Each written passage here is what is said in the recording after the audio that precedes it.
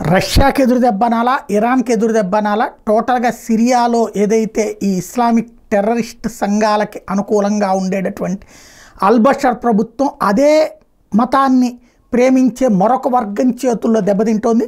తాజాగా సిరియాలో అంతర్యుద్ధం తీవ్రమవుతోంది. ప్రభుత్వ దళాలు చేతులెత్తేస్తున్నాయి, నగరాలని ఖాళీ చేసేస్తున్నాయి.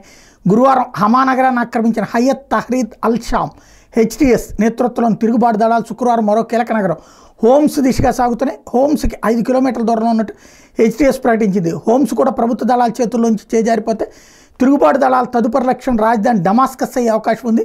మరోవైపు తూర్పు సిరియాలో తుర్కీకి వ్యతిరేకంగా పోరాడుతున్న కుర్దులు కూడా క్రియాశీలమయ్యారు. వాళ్ళు ఇరాక్ సరిహద్దుల్లోని దేర్ ఎల్ జోర్ నగరాన్ని తమ నియంత్రణలోకి తెచ్చుకున్నారు.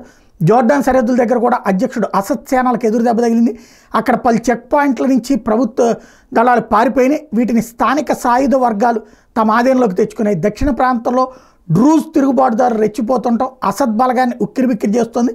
ఈ పరిణామాల నేపథ్యంలో సిరియాలో తన సరిహద్దును జోర్డాన్ మూసివేసింది. ఇక్కడ కూడా ఒక్కటి